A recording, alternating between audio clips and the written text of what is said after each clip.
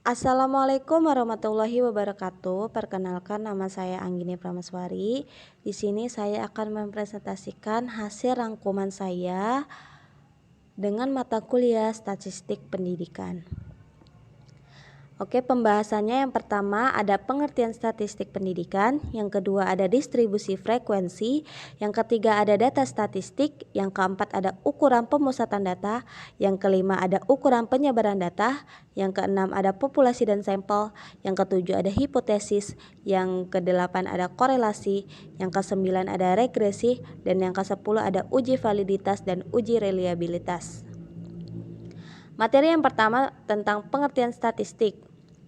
Statistik diartikan sebagai alat pengolahan data atau angka. Statistika adalah cabang ilmu yang mengamati dan atau mengembangkan cara-cara mengolah data dan angka. Sedangkan pengertian statistik pendidikan adalah ilmu pengetahuan yang atau mempelajari tentang prinsip, metode, dan prosedur yang perlu digunakan dalam rangka penyajian, penganalisaan bahan keterangan berwujud angka. Statistik terbagi menjadi dua, yaitu ada statistik deskriptif dan statistik inferensial. Statistik deskriptif adalah teknik statistik yang memberikan informasi yang hanya mengenai data yang dimiliki dan tidak bermaksud untuk menguji hipotesis dan kemudian menarik inferensi yang digeneralisasikan untuk data yang lebih besar atau populasi. Kemudian ada statistik inferensial, yaitu yang berkaitan dengan analisis data atau sampel untuk kemudian dilakukan penyimpulan inferensi yang digeneralisasikan kepada seluruh populasi. Kemudian macam-macam statistik ada deskriptif, inferensial, parametrik, dan non-parametrik. Pengertian dari masing-masing statistik deskriptif, inferensial, parametrik, dan non-parametrik. Kita lanjut materi yang kedua, yaitu ada distribusi frekuensi. Definisinya yaitu tentang pengelompokan data menjadi tabulasi data dengan memakai kelas-kelas data dan dikaitkan dengan masing-masing frekuensinya. Tujuan dari distribusi frekuensi yaitu pembuatan tabel frekuensi adalah untuk mengatur data mentah atau belum dikelompokkan ke dalam bentuk yang rapi tanpa mengurangi inti informasi yang ada. Kelebihannya yaitu dapat mengetahui gambaran secara menyeluruh. Kekurangannya yaitu rincian atau informasi awal menjadi hilang. Kemudian istilah dalam tabel distribusi frekuensi data berkelompok.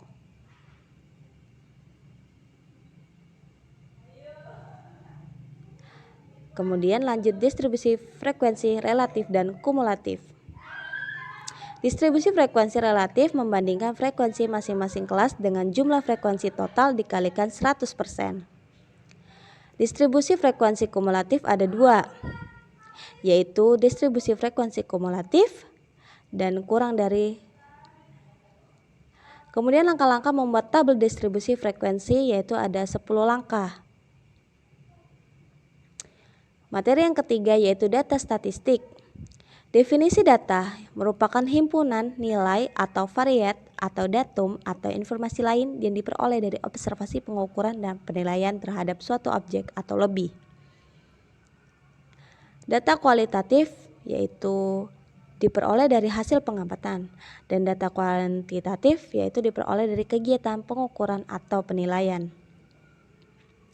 Kemudian ada bentuk dari angka, yaitu ada data tunggal dan data kelompok. Kemudian ada cara menyusun angka, ada data nominal, data ordinal atau urutan, dan data interval. Kemudian ada jenis-jenis data.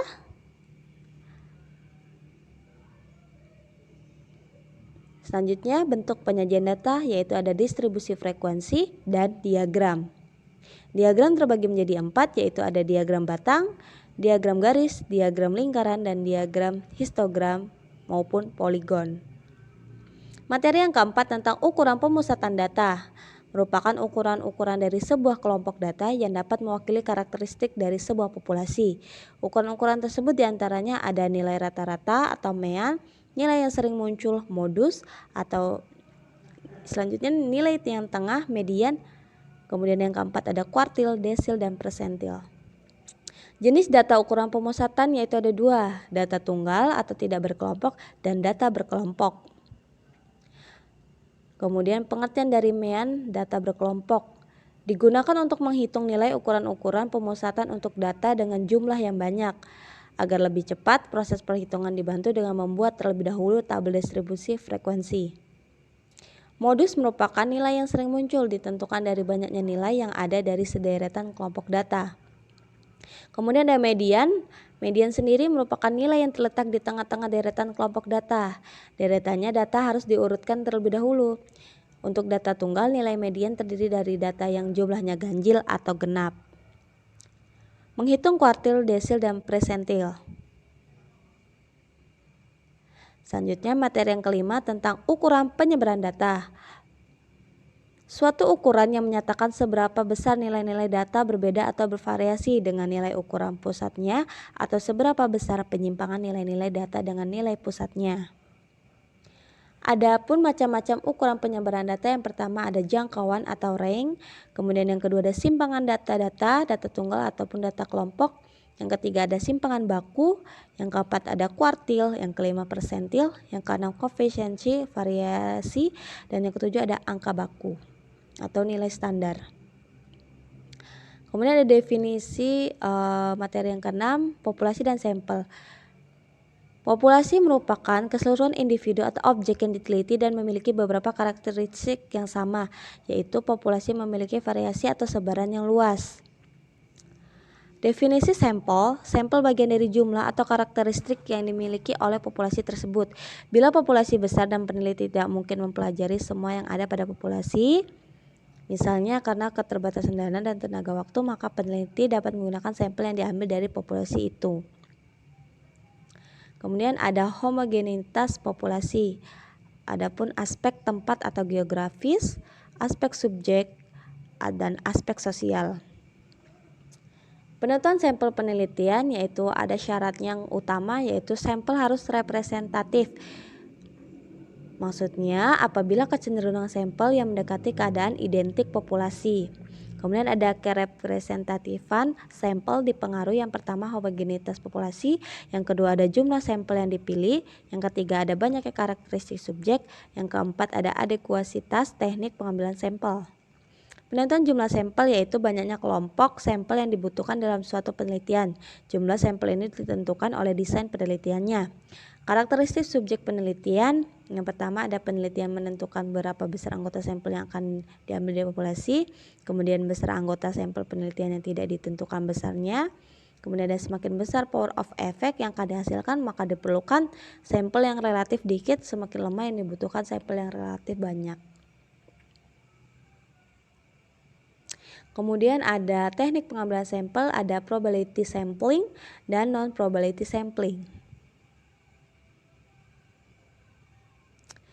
Materi yang ketujuh tentang hipotesis. Hipotesis adalah pernyataan tentatif yang merupakan dugaan mengenai apa saja yang sedang kita amati dalam usaha untuk memahaminya. Fungsi hipotesis merupakan kebenaran sementara yang perlu diuji kebenarannya. Oleh karena itu, hipotesis dibentuk untuk menemukan kemungkinan atau untuk menguji kebenaran suatu teori. Jika hipotesis sudah diuji dan dibuktikan kebenarannya, maka hipotesis tersebut menjadi suatu teori. Jenis-jenis hipotesis, yang pertama ada hipotesis yang menyatakan adanya kesamaan-kesamaan dalam dunia empiris. Yang kedua ada hipotesis yang berkenaan dengan model ideal. Yang ketiga ada hipotesis yang digunakan untuk mencari hubungan antar variabel. Kemudian ada menurut bentuknya, hipotesis dibagi menjadi tiga, yaitu hipotesis penelitian atau kerja, hipotesis operasional, dan ketiga hipotesis statistik. Kemudian ada cara merumuskan hipotesis ialah dengan tahapan sebagai berikut. Yang pertama merumuskan hipotesis penelitian, kemudian hipotesis operasional, dan hipotesis statistik. Kemudian materi yang ke-8 tentang korelasi. Korelasi adalah suatu alat analisis yang dipergunakan untuk mencari hubungan antara variabel independen atau bebas dengan variabel dependen atau tak bebas. Apabila beberapa variabel independen atau bebas dihubungkan dengan satu variabel dependen atau tak bebas disebut korelasi berganda. Dengan kata lain, analisa regresi menjawab bagaimana pola berhubungan variabel-variabel dan analisa korelasi menjawab bagaimana keratan hubungan dengan keterangan dalam persamaan regresi. Materi yang ke-9 yaitu tentang regresi. Regresi merupakan regresi linear yang sering digunakan untuk melihat nilai prediksi atau perkiraan yang akan datang. Apabila X dan Y mempunyai hubungan, maka nilai X yang sudah diketahui dapat digunakan memperkirakan Y. Perkiraan mengenai terjadinya suatu kejadian, misalnya nilai variabel untuk waktu yang akan datang seperti prediksi produksi 3 tahun yang akan datang dan prediksi harga bulan depan. Kemudian ada pengaruh pada regresi. Melihat pengaruh pada regresi yaitu variabel bebas atau independen atau variabel THD variabel atau terikat atau dependent variabel. Berdasarkan jumlah variabel atas, ada satu variabel bebas, ada satu variabel bebas atau regresi berganda. Adapun berdasarkan sifat hubungan kedua variabel yaitu bersifat linear dan bersifat non-linear. Berdasarkan skala pengukuran variabel bebas dan terikat, ada variabel terikat semua atau variasi terikat dan sebagian variasi bebas interval, tapi ada sebagian variasi bebas nominal atau ordinal. Kemudian ada variasi terikat berskala nominal atau ordinal. Materi yang terakhir yang ke-10 yaitu uji validitas dan uji reliabilitas. Hasil penelitian yang valid bila terdapat kesamaan antara data yang terkumpul dengan data yang sesungguhnya terjadi pada objek yang diteliti. Hasil penelitian yang reliable bila terdapat kesamaan data dalam waktu yang berbeda. Instrumen yang valid, alat ukur yang digunakan untuk mendapatkan data mengukur itu valid. Valid berarti instrumen tersebut dapat digunakan untuk mengukur apa yang seharusnya diukur. Instrumen yang valid dan reliable merupakan syarat mutlak untuk mendapatkan hasil penelitian yang valid dan reliable. Instrumen yang terbentuk tes untuk mengukur presentasi belajar dan instrumen yang non-tes untuk mengukur sikap. Instrumen yang berupa tes jawabannya adalah salah atau benar, sedangkan instrumen yang sikap jawabannya salah atau benar, tetapi bersifat positif atau negatif. Menguji validitas instrumen. Kemudian ada macam-macam validitas, yaitu validitas logis merupakan yang mengandung kata logis berasal dari kata logika yang berarti penalaran, dan validitas empiris yang memuat kata empiris yang artinya pengalaman.